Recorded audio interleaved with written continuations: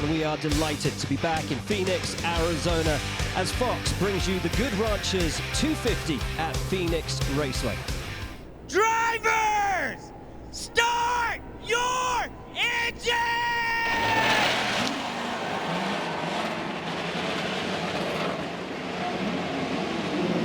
250 laps ahead of us here in Phoenix for the Good Ranchers 250. We are green, we are racing, and immediately Newgarden attempted to go round the outside of his teammate. It's close as we go 3, 4 wide, into 1, into 2, but Malukas carries the pace, keeps the lead.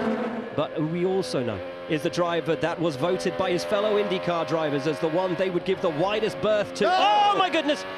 And that is Hauger. You're clear. Gonna be yellow behind you. Oh my goodness. Keep it straight, kid.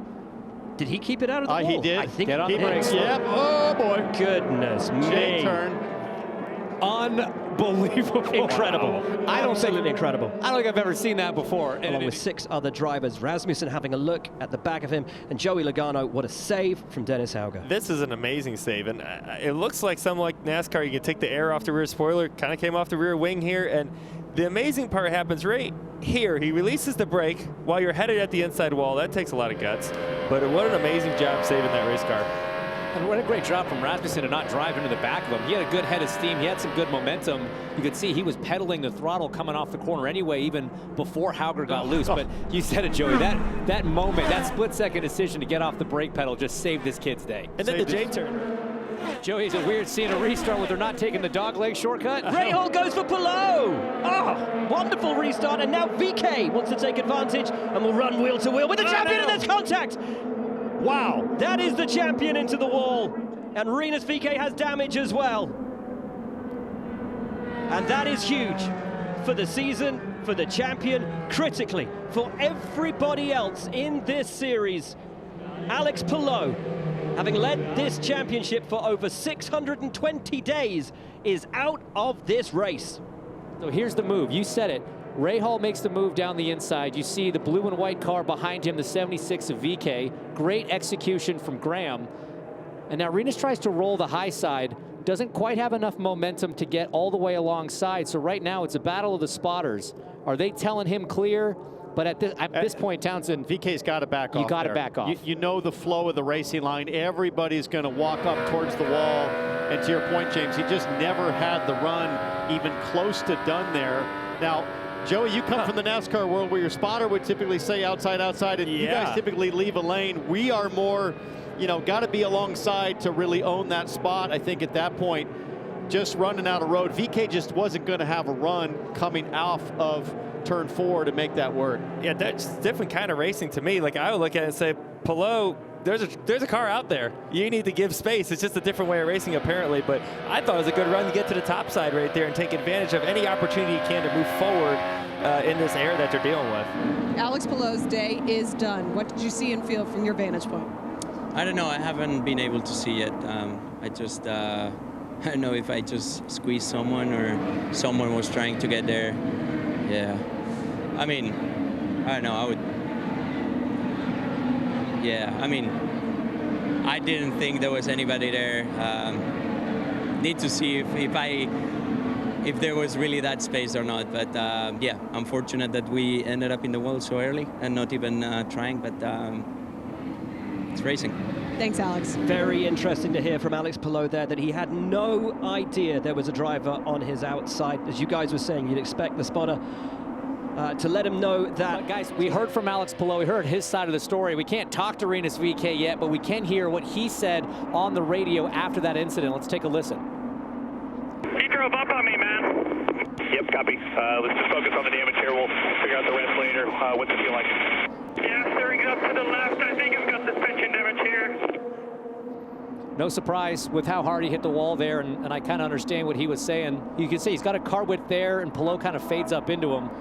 And I'm really paying attention to VK there on the contact with the wall. That was a pretty big hit. You saw VK's car jump a little bit. Race with Team Penske. He takes Shell 100% renewable fuel, new fire zones, and he's back out. Keep an eye on Newgarden, who was P2. We keep an eye on Malukas as he leaves pit lane. Newgarden side by side with his teammate Scott McLaughlin. They come down. out of turn 4. It's going to be 3 Penskes into the corner. And Newgarden has the momentum, goes side by side and wheel to wheel with his teammate, but Malukas just about has it in a touch.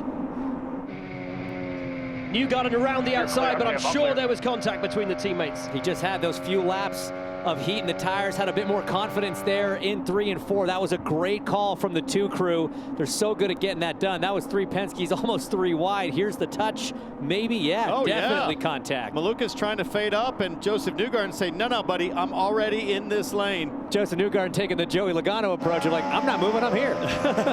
Well, you see how close it is. Look at Newgarden just able to drive it in there and get to his outside. He knows this is a chance to take the lead. It's why they pitted a lap before Malukas, was to try to have that 1 lap of fresher tires and have that pace. The same thing McLaughlin did. He pitted a few laps before everybody to try to close the gap to the leaders. But pitting before all of these guys was Pato O'Ward, who actually has now track position over the 3 Penskes. The undercut has worked out perfectly for the McLaren driver. Teammate and the duo now behind Mick Schumacher, who had a very slow stop for a stuck front right. Newgarden looking underneath him. And this is always the difficult thing. When you come across a driver who's never raced on an oval, you don't know what to expect out of him. And there are blocking rules. And here comes Here comes Malukas. Up on the inside of Newgarden. Top of 3, top of 3. They go both sides. Bumper clear. Mick Schumacher not making any friends out there, guys, in his first oval race. Both those Penske drivers got caught out by some late reactionary moves from the 47. First, that gave the opportunity for Malukas to get by, but then he had to get around the 47. Newgarden took the place back, but this is where you really have to be strong, guys. You've got to be good in traffic. Malukas was fine out front in clean air. That's relatively easy. There's nobody in the business better than at navigating traffic on a short oval than Joseph Newgarden. But you can play the wind, you can play the air for the car behind, and that's exactly what Pato O'Ward's doing right now with Rasmussen closing. The gap was 2.5 seconds. It's inches now as Rasmussen is all over the back of the race leader, Pato O'Ward. We have seen this so many times, and he looks high now. Christian Rasmussen. Joey Logano almost jumps out of his skin, but that is the lead for Rasmussen. What a joy to watch him race on short ovals. Somebody should remind this kid there's 145 laps to go in this thing. He had a huge advantage over Pato. He didn't have to make it look quite so sketch, but that's just what he loves to do. Well, in fact, Bob Pockris interviewed all of the drivers and questioned them pre-season. Who is the person? Nice and easy up to him and then just take care of him. Who is the driver? Right there. Who's the driver you're most worried to race against on track? Majority vote, Rasmussen. They said he was the one that they were most concerned about. As you see the vote there, the most sketch, James, Rasmussen took 13 votes over Grosjean. Now, Joey, you've seen something with Christian Rasmussen passing drivers to take the lead. Now you're about to see something totally different, which is Christian Rasmussen lapping cars, because this guy does not hold back when he laps cars either. If anything, he takes even bigger risks. What do you make of what you're seeing out of this young man today? Yeah, absolutely. You see it here again. He is wheeling the heck out of this thing. We talked about it before the race started off air, the guts to brain ratio. He's got a lot of guts on that side of it for sure. He is making some big moves. He's got a fast car, right? But he's taking advantage of that. And look at this move. He looks to the bottom. No, never mind. I'm going to go to the top. Look how close that wing was to the rear tire. That was almost the end of his race right there. Amazing. Christian Rasmussen has made 41 on-track passes. 41. Jack, talk to us about Pato O'Ward. Well, his strategist, Nick Schneider, told me they saw how fast Christian Rasmussen was, and they realized so quickly this is a tire race. That higher line is working, and therefore their undercut is absolute paramount. But Christian Rasmussen has literally forced the entire field's hand right now. And Rasmussen is all over the back of O'Ward. They may think this is a tire race. Rasmussen thinks it's something else entirely. It's down to how brave you are, the risk you're willing to take. And Rasmussen takes the risk, goes low, looks upside Pato O'Ward, will go 3 wide, and Rasmussen once again will just breeze past. Joey, no better example of using a lap car of Santino Ferrucci as a pick than that right there. Rasmussen played that brilliantly. Yeah, he did. It started down in 3 and 4 where he was able to run up the racetrack a little bit, get that clean air, get the momentum, cross him over through the dog leg, and like you said, using the lap car as a pick. We are seeing something really very special out of Christian Rasmussen. Louis Foster, as you can see, that rear right, blue paint all over it. He's been up and into the wall. Usually when we see that, Will, it means he's gotten up into the gray, and it looks like Louis Foster did just that. Kind of trapped up there. Maybe somebody made a late move or something coming through the field.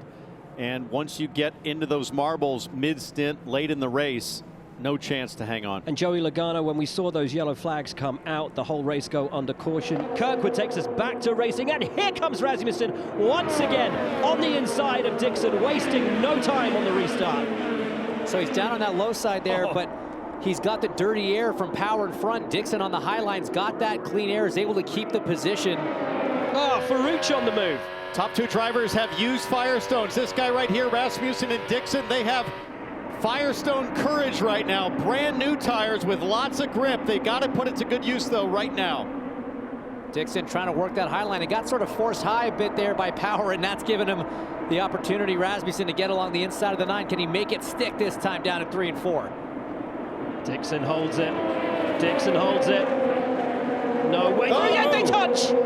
That was a big enough touch. If I'm Scott, I'm worried about that left rear. Absolutely. Left rear tire pressure. That end fence, carbon fiber front wing end fences can cut a tire very easily.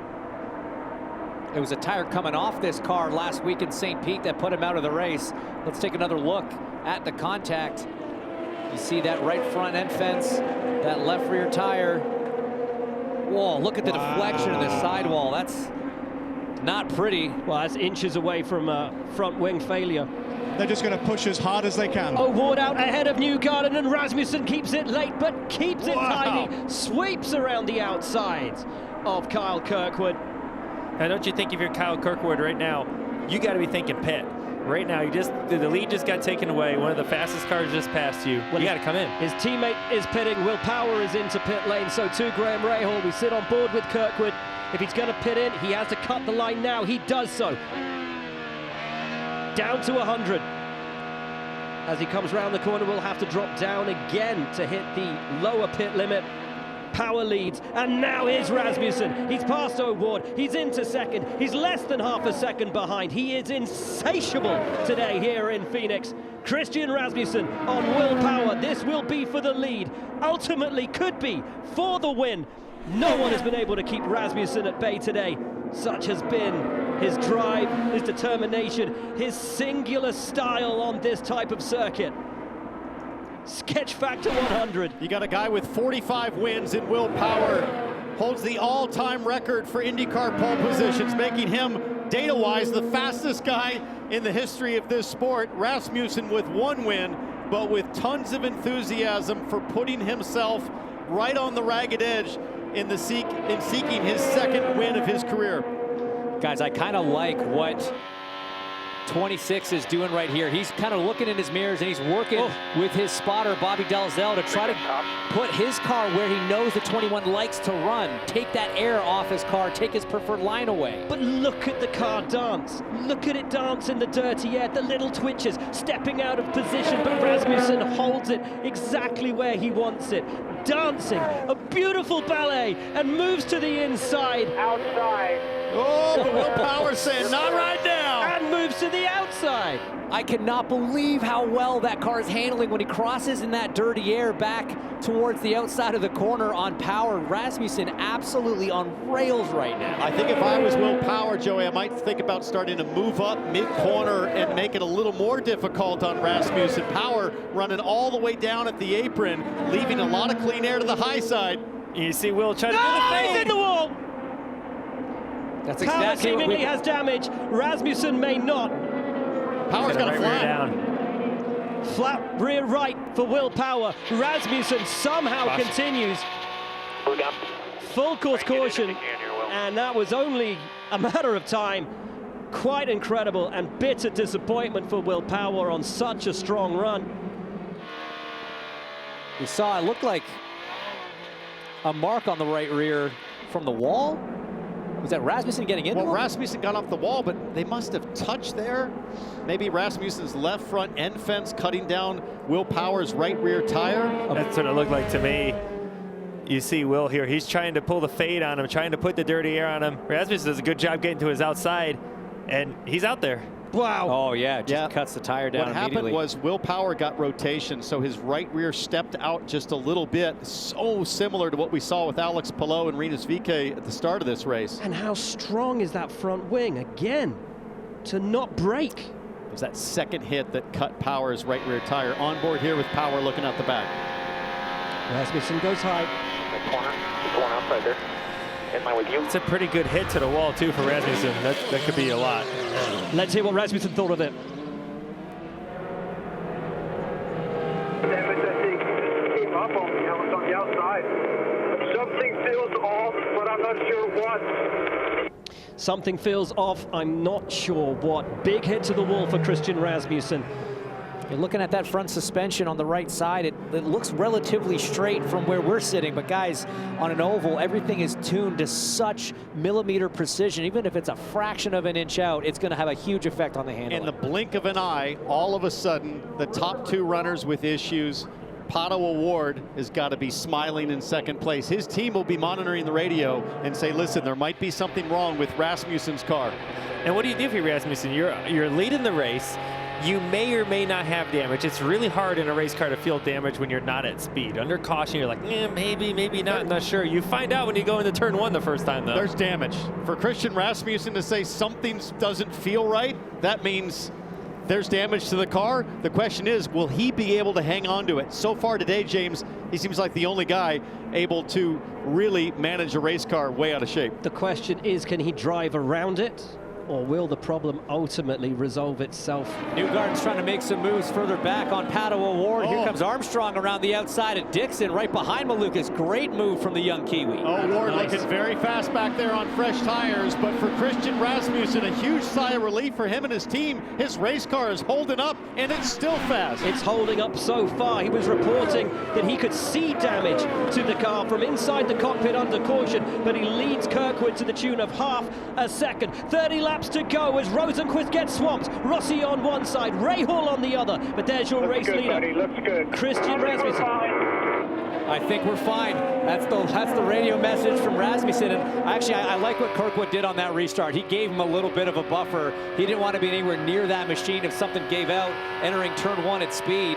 But now he's got clear air, clean racetrack, and a wicked fast race car. These guys have a big problem in that Joseph Newgarden is coming fast and has the perfect technique to come through these two.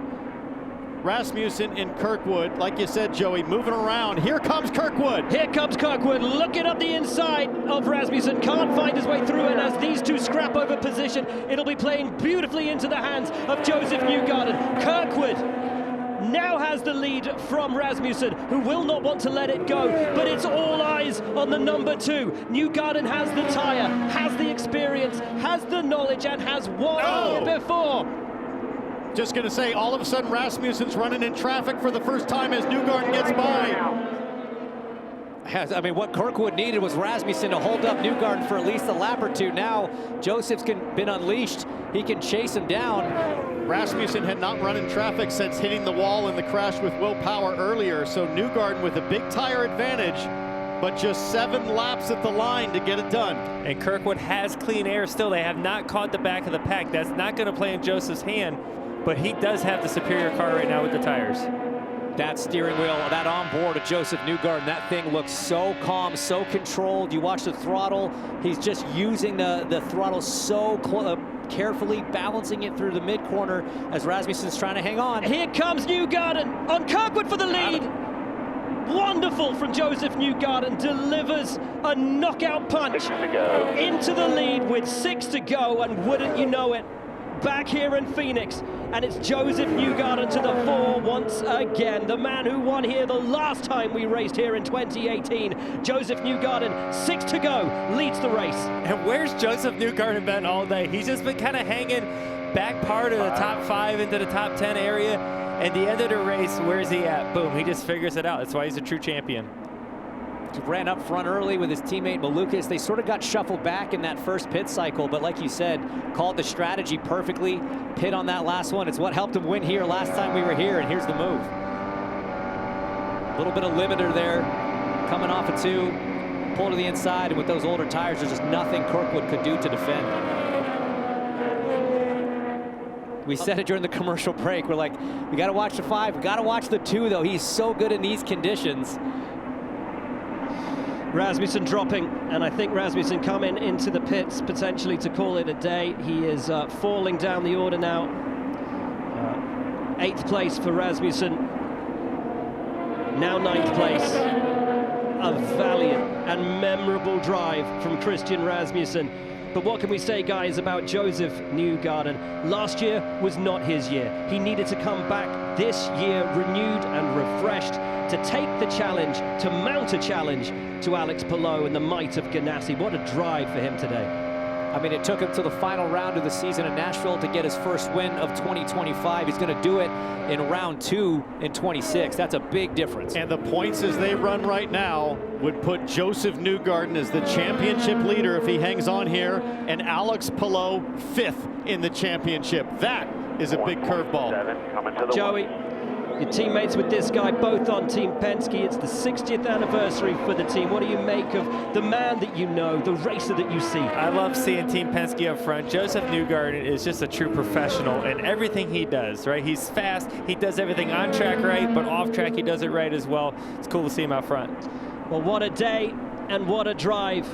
Celebrating 60 years at the forefront of international motorsport competition for Penske. Joseph Newgarden will deliver the victory in Phoenix. Let's go. Let's go. How about that? Nice work. How about that indeed? Cal Kirkwood runs home second. David Malukas from his first pole to third. It's a double podium for Penske. We're going to be on the attack, JD. As he said, way to be on the attack.